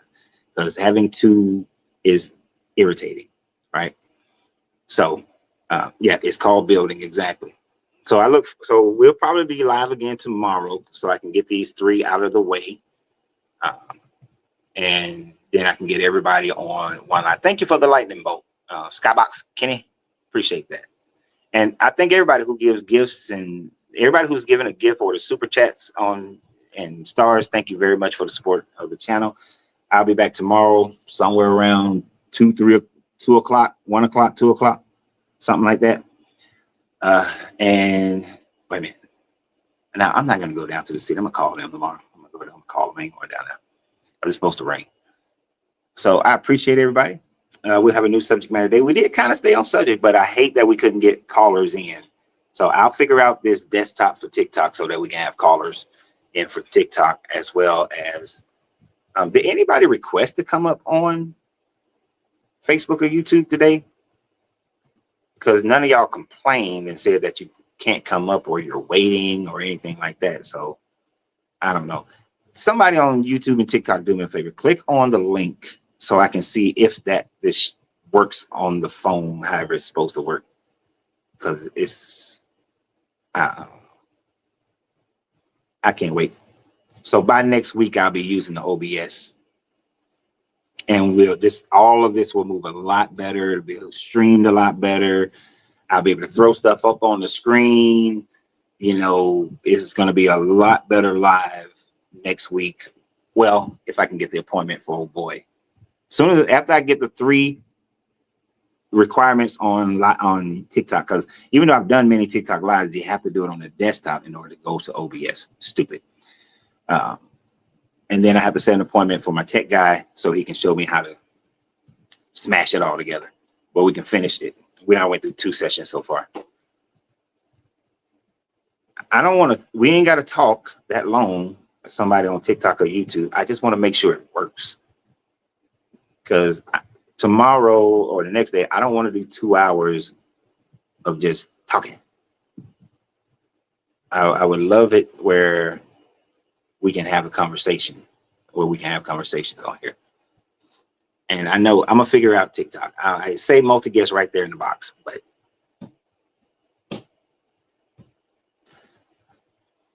look, I need somebody on Facebook and TikTok to click that damn link. Y'all are being disobedient. And when you're disobedient, you go to hell. So stop being disobedient. Click on the link.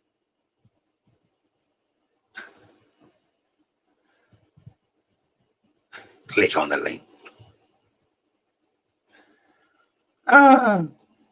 Rupert, you know, Some people I don't even talk to that much no more because it's like beating your head against a wall. And I showed Rupert multiple times how it doesn't say that. Oh, Miss Fifi, how did you do that? Came up. Okay. Now, so it's working. Where did you see the link? Because I know I don't see the thing to allow someone to where it say like multi for the little guest panel thing. Where those two people that's down there in the box? I mean down below. Mm-hmm. I just hit on there and requested, and then it said join. Okay. Yeah. Two people down below. Okay. Okay. You see what I'm talking about? I cannot. Okay. Well, my boss got two people at the top. No, we're talking about down at the bottom. You have a gift, you have a rose, and then you have two people. Oh, so it's the live studio is different. It doesn't show me that. Okay. So people could have been hitting on and could have been coming on. They just didn't know to hit the two people. Yeah. Okay. So TikTok people could have came on. Mm-hmm. But I'll know tomorrow just to say you hit the two people at the bottom and request to come on. Okay, I hear a little echo. Go to. Well, you're on my desktop today. And okay. Wait a minute. Hold on. Let me see something. I did not look. I did the audio. I don't see where in the mixer. This is all going to be a lot better when I get this OBS thing. I'm trying to see where I can make it, where I can turn off. See on the whole on StreamYard, the reason why you never hear echo there, well, on my phone, is because I have echo turned off, like where it doesn't allow the echo. Okay. And that's usually where TikTok is. You're on my desktop right now, and in the audio mixer doesn't say anything about turning off the echo. Okay. Because you're coming through my speaker on my phone. I mean, on the laptop. Yeah, it sounds like it. Wait a minute. Let me wait. Oh, I might have found something. Deep. Nope. Okay. Hold on, Miss Fifi. You gotta hold you for just a second. I was about to sing a hymn. And you know I love you and all.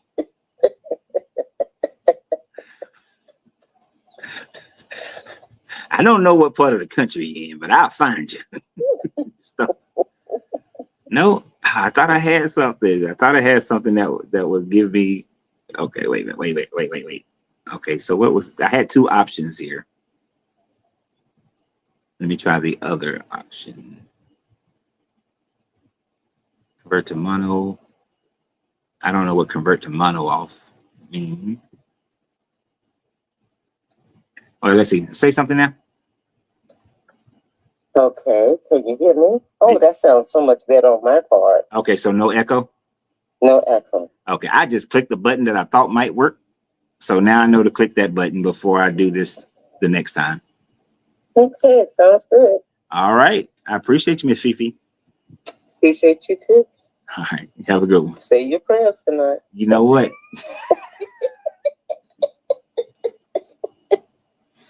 Woo. Hopefully I'll see you tomorrow. Yes, ma'am. See you tomorrow. Okay. All right. Bye. Wait a minute. I don't even know how to hold on. Just to the phone turn on once you start. What the heck? See, now I don't even know how to take you off the thing. Well, let me try something. Wait a minute. Oh, I know how to get out. Oh, this thing got. You don't have a disconnect button? See, now that you're on, it's giving me all kinds of different additional stuff.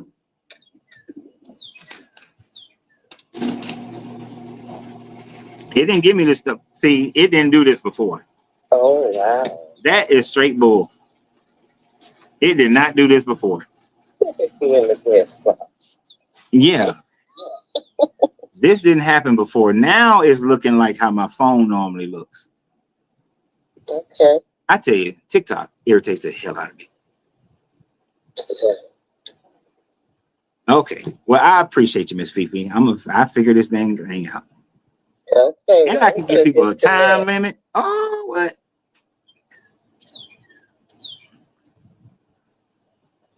Oh, it went back. Doesn't show me the multi-screen thing no more.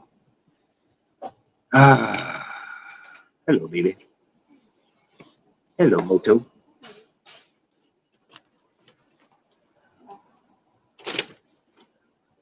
Oh, my wonderful wife has went and printed out some instructions on how to do the tickety top one version of it. And she's just a wonderful person. She got me homework. All right, you guys. Actually, the lighting is better with that open. All right. Appreciate everybody. I'll figure this out even more so tomorrow. So y'all have a great day. Always remember, you got to free yourself to be yourself because your greatness is not negotiable. Good journey, good vibrations. And I guess I need to figure out how to turn this damn thing off on TikTok Live. Oh, I could have had that over there this whole damn time. How do I turn it off? How do I end the show? Oh, in line right now. Y'all didn't participate over here on Facebook and YouTube to tell me how to, if y'all can come up. So we'll try it again tomorrow, later. Oh, I got to end it over there.